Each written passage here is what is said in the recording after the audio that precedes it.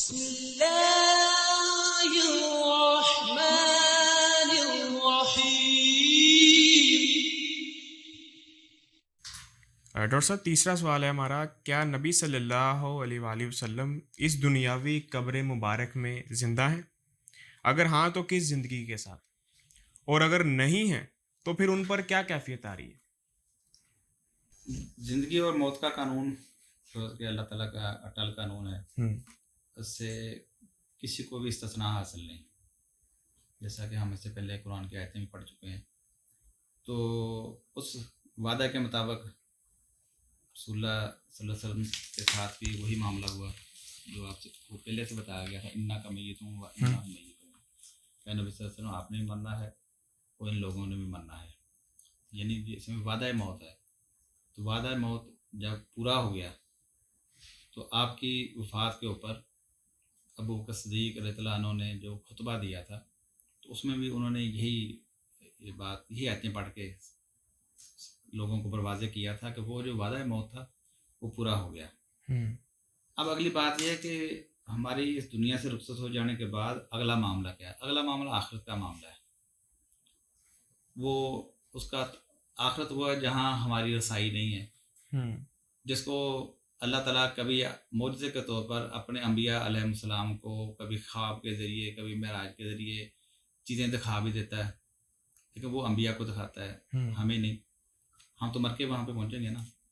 تو وہ جو غیب کی باتیں ہیں، جو آخرت کی باتیں ہیں، ان میں سے رسول اللہ صلی اللہ علیہ وسلم نے کچھ چیزیں ہمیں بتا بھی دی ہیں کہ اس کا کچھ چیزیں، یعنی یہ نہیں کہ ہم اس کے باوجود اس کی صحیح کیفیت اور حیت کو تو پھر بھی ہم نہیں جان سکتے، لیکن اس کا کچھ بتا دیا تاکہ ہمیں اگلا جو سٹیپ ہے، اگلی جو منزل ہے وہ کس طرح کی ہوگی، اس کا کچھ بتا دیا۔ اس میں صحیح بخاری میں ایک لمبی حدیث آتی ہے کہ رسول اللہ صلی اللہ علیہ وسلم جو ہے وہ فجر کے بعد اکثر لوگوں سے پوچھتے تھے کہ آپ نے کسی نے کوئی خواب دیکھا؟ کسی نے خواب دیکھا تھا تو آپ اس کی اللہ کے حکم سے جو آتے تعبیر بیان کر دیتے۔ تو ایک دن آپ نے یہی لوگوں سے پوچھا کہ کسی نے کوئی خواب دیکھا؟ تو صحابہ نے عرض کیا کہ یا رسول اللہ آج ہم نے کسی نے کوئی خواب نہیں دیکھا۔ تو آپ فرماتے ہیں کہ پھر میں نے دیکھا کہ مجھے دو شخص آئے ہیں، وہ مجھے اٹھا کے ایک ارض مقدس کی طرف لے گئے اور وہاں پہ کچھ مناظر دکھائے ہیں۔ اس حدیث میں بڑی ڈیٹیل آتی ہے کہ ایک شخص تھا جس کا سر کچلا جا رہا تھا، ایک ہے جس کے گلپھڑے پھاڑے جا رہے تھے، ایک شخص ہے وہ خون کے دریا کے اندر ہے، اور ایک شخص جو ہے وہ باہر کھڑا اس کے سر پہ پتھر مار رہا ہے، جس سے وہ جو خون کے دریا کے اندر ہے وہ اور سینٹر میں چلا جاتا ہے دریا کے۔ جب پھر قریب آنے کی کوشش کرتا ہے تو کنارے پہ کھڑا شخص پھر اس کے سر پہ پتھر مارتا ہے، وہ پھر گہرائی میں آگے چلا جاتا ہے۔ اسی طرح آپ نے دیکھا کہ بہت سارے ننگے مرد اور عورتیں ہیں، اور جو ایک تندور جیسا ایک نقب ہے اس کے اندر وہ ڈالے گئے ہیں، اور اس کے اندر آگ بھڑک رہی ہے۔ جب آگ تیز ہوتی ہے تو وہ ابل کے باہر کو آتے ہیں، جب آگ ہلکی ہو جاتی ہے تو پھر نیچے تہہ میں جا گرتے ہیں۔ اسی طرح آپ کو دکھایا گیا کہ ایک فرشتے آپ کو ایک درخت کے پاس لے جاتے ہیں، تو دیکھا کہ اس کی جڑ کے پاس جو ہے ایک بزرگ ہیں، وہ اس کے گرد بہت سارے بچے بیٹھے ہوئے ہیں۔ پھر آگے جا کے دکھایا تو ایک شخص جو آگ بھڑکا رہا تھا، تو پھر ایک اس درخت کے اوپر چڑھا کے لے گئے آگے، تو دیکھا آپ کو کچھ مکانات، کوئی گھر دکھائے گئے۔ اللہ کے نبی علیہ السلام فرماتے کہ اس سے زیادہ حسین و جمیل گھر میں نے آج تک نہیں دیکھے تھے۔ پھر اس کے بعد مجھے اور چڑھا کر اور اس سے اوپر لے گئے، وہاں مزید اچھے خوبصورت گھر دکھائے گئے جو اس سے بھی زیادہ حسین و جمیل تھے۔ تو اللہ کے نبی علیہ السلام فرماتے ہیں کہ میں نے ان سے عرض کیا کہ آپ دونوں لوگ کون ہو؟ وہ یہ ساری رات جو مجھے آپ گھماتے پھراتے رہے ہو، مختلف مناظر دکھاتے رہے ہو، یہ کیا تھے؟ وہ کہتے ہیں ٹھیک ہے ہم آپ کو بتاتے ہیں کیا تھا۔ تو فرمایا کہ ہم دونوں فرشتے ہیں، یہ میں جبریل ہوں، یہ میرے ساتھی میکائیل ہیں۔ آپ کو جو مناظر دکھائے گئے تھے اس کی تفصیل یہ ہے کہ جس شخص کو آپ نے دیکھا کہ خون کے دریا کے اندر ہے، اس پہ سر پہ پتھر مارے جا رہے ہیں، تو وہ سود خور تھا، اس کی سزا اس کو یہ دی جا رہی ہے۔ اور جس کا سر کچلا جا رہا تھا وہ عالم دین تھا، جس کو اللہ تعالیٰ نے قرآن کا علم دیا تھا، لیکن وہ قرآن سے بے خبر سوتا رہا، دن کو اس کے مطابق عمل نہ کیا. اور جس شخص کو آپ نے دیکھا کہ اس کے گالیں پھاڑی جا رہی تھی، یہ وہ شخص تھا جو جھوٹا بندہ تھا، جھوٹی بات پھیلاتا تھا اور وہ جھوٹ ہر طرف پھیل جاتا تھا. تو آپ نے جو کچھ ان کے ساتھ ہوتا دیکھا ہے، یہ قیامت تک ان کے ساتھ ہوتا رہے گا. یعنی اس سے پتہ چلا کہ یہ وہ سین تھا جو مختلف گناہ گاروں کو ان کی حسب حیثیت مرنے کے بعد قیامت تک، جس کو ہم عذاب قبر کہہ دیتے ہیں، یعنی اس کا کوئی سین آپ کو دکھائے گئے تھے. تو ان کو نبی علیہ السلام کو بتایا گیا کہ ان کے ساتھ یہ قیامت تک ہوتا رہے گا. یعنی پتہ چلا کہ قیامت سے پہلے بھی عذاب ہوتا ہے. اچھا، اس کا ایک ٹھکانہ ہے جو آپ کو دکھایا گیا. اچھا، پھر آپ کو بتایا گیا کہ وہ جو آپ نے برہنہ حالت میں مرد عورتوں کو دیکھا کہ وہ تندور جیسے نقب کے اندر جن کو جلایا جا رہا ہے، وہاں کے زناکار تھے. ان دنیا کے اندر آپ دیکھیں کہ زناکاروں کی مختلف جگہوں پہ قبریں ہوتی ہیں، لیکن وہاں پہ عالم آخرت کے اندر ان کو ایک ہی جگہ پہ سب کو مشترکہ طور پر برہنہ حالت میں سزا دی جا رہی ہے. اچھا، پھر آپ کو بتایا گیا کہ وہ جو بزرگ آپ نے دیکھے تھے درخت کی جڑ کے پاس، وہ ابراہیم علیہ السلام تھے.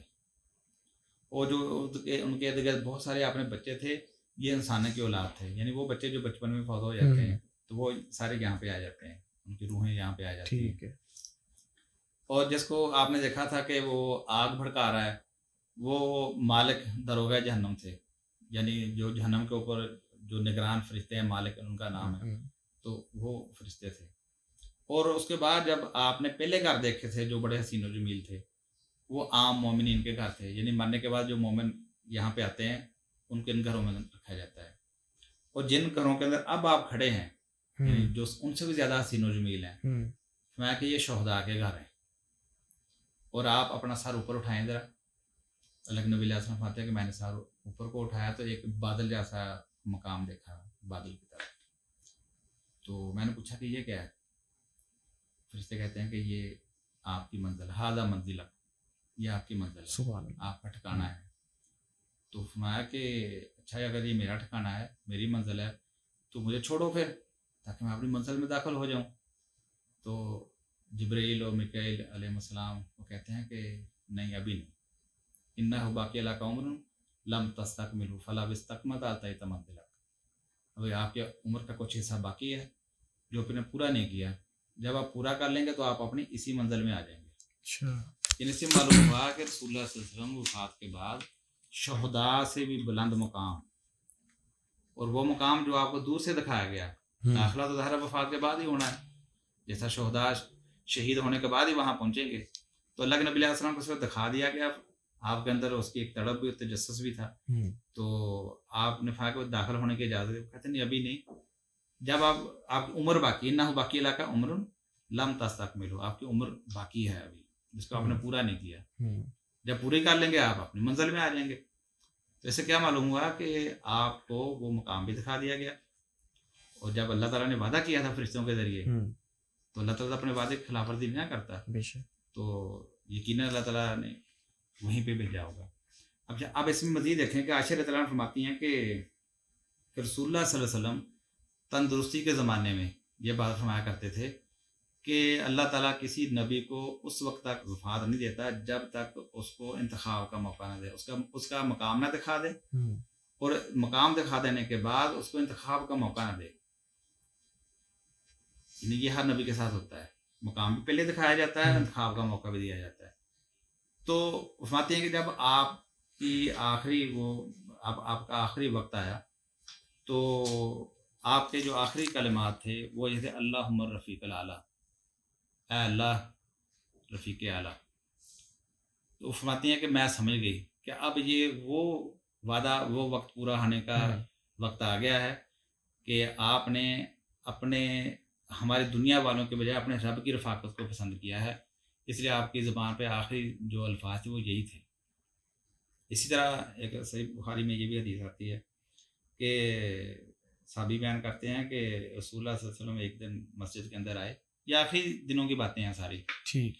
تو ایک دن مسجد میں آئے تو آپ نے فرمایا کہ اللہ تعالیٰ نے اپنے ایک بندے کو اختیار دیا کہ چاہے وہ دنیا کو اور اس کی نعمتوں کو پسند کر لے، چاہے جو کچھ اس کے رب کے پاس ہے اس کو پسند کر لے، تو اللہ تعالیٰ کے اس بندے نے جو کچھ اس کے رب کے پاس تھا اس کو پسند کر لیا۔ تو جب آپ نے یہ بات سنائی تو ابو کثیر رضی اللہ عنہ جو پاس تھے وہ رونا شروع ہو گئے۔ ابو سعید خدری رضی اللہ عنہ فرماتے ہیں کہ ہم حیران ہوئے اس بات کے اوپر کہ یہ تو ایک بندے کی بات ہو رہی ہے کہ اللہ نے اپنے ایک بندے کو آپشن دی اور اس نے اپنے رب کی ملاقات کو پسند کر لی، تو اس میں رونے والی کون سی بات ہے؟ وہ کہتے ہیں جس بات کا ہمیں بعد میں پتہ چلا کہ ابو کثیر رضی اللہ عنہ ہم سب سے زیادہ اس بات کو سمجھنے والے تھے کہ وہ بندے سے مراد خود رسول اللہ صلی اللہ علیہ وسلم تھے۔ تو لہذا آپ دیکھیں یہ تینوں احادیث جو ہیں یہ ہمیں بتا رہی ہیں کہ رسول اللہ صلی اللہ علیہ وسلم کو ان کا مقام جو وفات کے بعد تھا وہ بھی دکھا دیا گیا کہ عمر پوری کرنے کے بعد آپ یہاں پہ آئیں گے، اور عائشہ طرف فرماتی ہیں کہ ہر نبی کو یہ دکھایا جاتا ہے، اور آپ نے صحابہ کرام کے اندر بھی یہ اعلان کر دیا اس بات کا کہ اللہ کے اس بندے نے اپنے رب کی جو ملاقات ہے جو اس مقام کو پسند کر لیا ہے۔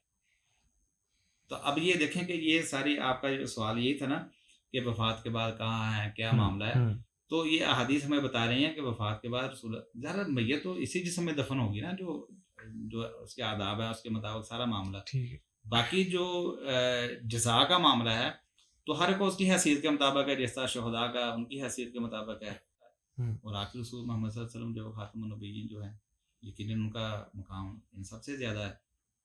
تو اس سے یہ ہمیں پتہ چلا کہ آپ کا مقام عرش الہی سے نیچے اور شہداء سے بھی بلند جو جنت الفردوس سے بھی اعلیٰ جو مقام ہے، یعنی شہداء جنت الفردوس میں ہوتے ہیں، تو جنت الفردوس سے بھی جو اعلیٰ مقام ہے آپ اس وعدے کے مطابق وہاں پہ زندہ ہیں۔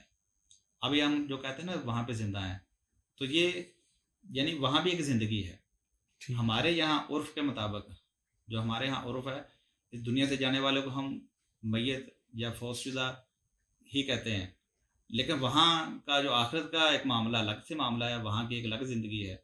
ہمارے عرف کے مطابق وہ فوت شدہ ہی ہوتا ہے کیونکہ اس کے جسم یہاں پہ فوت شدہ ہوتا ہے، لیکن اس کی روح کو اس کی شخصیت کو اللہ تعالیٰ وہاں پہ جن نعمتوں سے نوازتا ہے، یا جو برے لوگ ہیں جن کے ابھی پہلے اسی حدیث کے اندر بتایا گیا کہ ان کو سزائیں دی جاتی ہیں، تو یہاں تو وہ بھی میت ہیں، لیکن وہاں پہ اللہ تعالیٰ جو ہے ان کے ساتھ سزا کا معاملہ کر رہا ہے، اور نیک لوگ انبیاء مومنین صالحین اور یہ سارے جو اللہ کے نام یافتہ بندے ہیں اللہ تعالیٰ ان کے ساتھ جزا کا معاملہ کر رہا ہے نا، تو لہذا آخری رسول محمد صلی اللہ علیہ وسلم کے ساتھ بھی وہی معاملہ ہے۔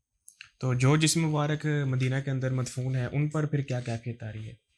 کیفیت وہی جو جسم وہاں پہ جو ہم آداب کے مطابق ہر کے ساتھ کرتے ہیں، تو رسول اللہ صلی اللہ علیہ وسلم نے کبھی بھی ایسی بات نہیں کہی تھی، نہ قرآن میں ایسی بات موجود ہے کہ یہ قبر میں کوئی زندہ ہوتا ہے یا جسم کے اندر کوئی زندگی ہوتی ہے، وہ تو زندگی آخرت کی زندگی ہے اب، ٹھیک ہے نا، یعنی وہ دیکھیں اس بات کو سمپل سمجھ لیں کہ رسول اللہ صلی اللہ علیہ وسلم فرماتے ہیں کہ میری یہ خواہش ہے کہ ہر وہ لشکر جو اللہ کی راہ میں نکلتا ہے میں اس کے ساتھ جاؤں، اگر مجھے غریب اور کمزور صحابہ کا خیال نہ ہو جن کے پاس ہتھیار نہیں ہیں یا جن کے پاس سواریاں نہیں ہیں جانے کی، لیکن کیونکہ رسول اللہ صلی اللہ علیہ وسلم جس غزوہ میں جاتے تھے تو ہر صحابی کوشش ہوتی ہم زیادہ سے زیادہ جائیں، کہ رسول اللہ صلی اللہ علیہ وسلم خود موجود ہیں، تو اس وجہ سے بعض کا آپ دیکھتے تھے کہ میرے جانے کی وجہ سے زیادہ لوگ جائیں گے یا محرومی کا شکار ہوں گے، تو آپ پھر بعض کا نہیں بھی جاتے تھے، مخصوص لوگوں کو بھیج دیتے تھے۔